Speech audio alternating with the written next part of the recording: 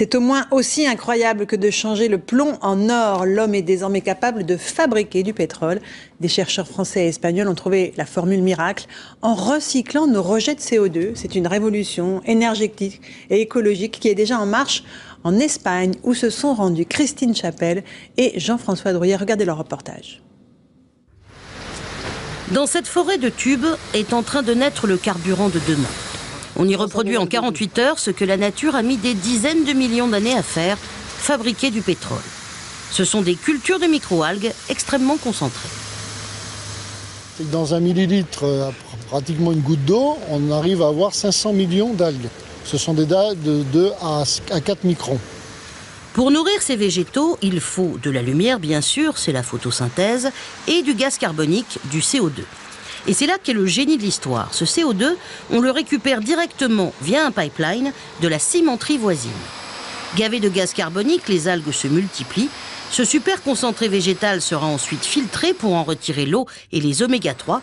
Puis la pâte obtenue sera transformée par craquage à haute température et haute pression en pétrole artificiel. L'objectif à terme de cette usine, sur une superficie de 40 hectares, nous absorberons 450 000 tonnes de CO2 par an.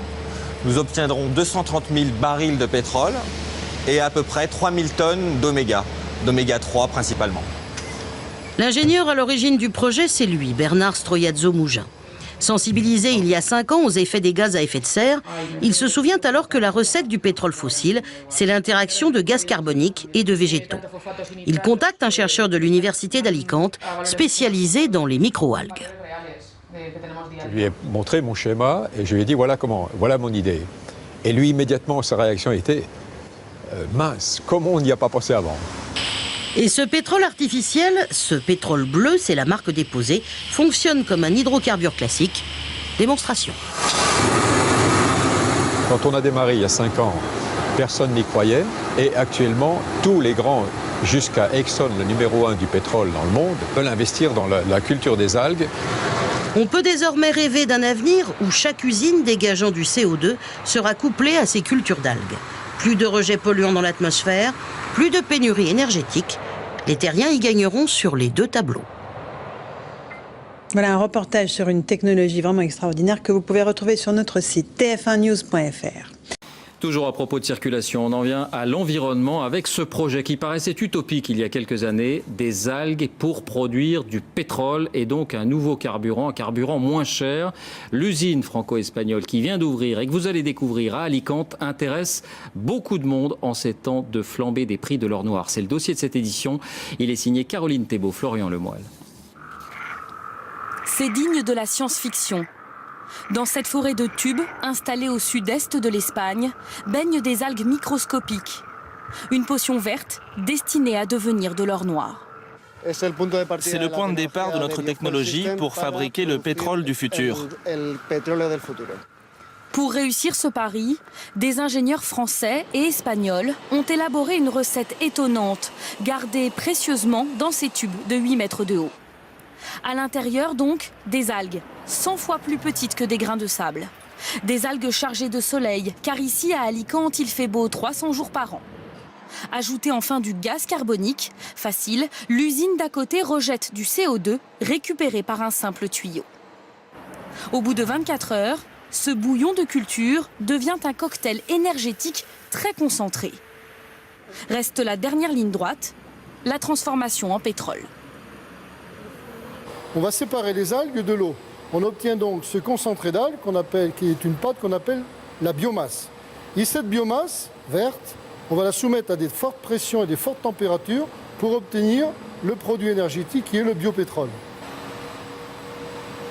À terme, cette usine de biopétrole pourrait s'étendre sur 40 hectares. De quoi, selon les ingénieurs, produire l'équivalent de 230 000 barils de pétrole par an. C'est environ ce que consomment 21 000 Français chaque année. Un biopétrole qui a le même aspect visqueux et la même capacité à brûler que le pétrole brut.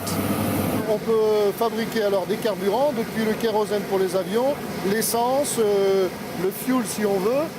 Du coup, il va polluer, dégager du gaz carbonique.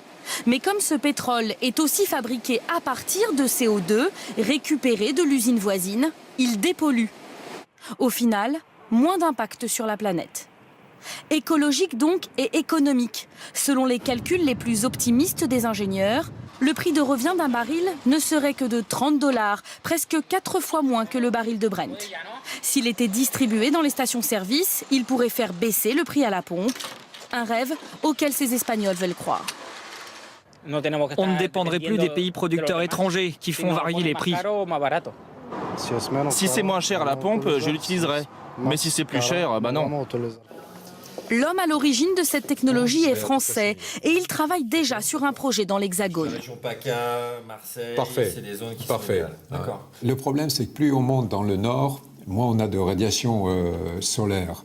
Donc, les rendements sont plus faibles. Mais encore, dans le sud de la France, les rendements sont quand même suffisants. Ce projet franco-espagnol est loin d'être le seul. Les États-Unis, l'Australie, l'Italie planchent aussi sur du pétrole élaboré à partir de microalgues.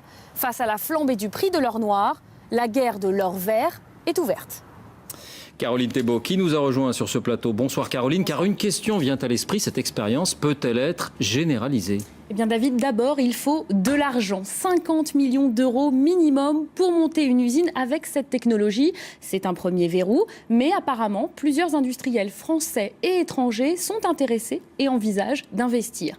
Mais il y a d'autres obstacles. Il faut, vous l'avez vu, de l'eau, du soleil, donc ce n'est pas possible partout. Enfin et surtout, il faut voir ce que ce projet va donner à grande échelle. L'usine que vous avez vue dans le reportage ne s'étend actuellement que sur 1 hectare. Et il a déjà fallu 5 ans en laboratoire pour en arriver là.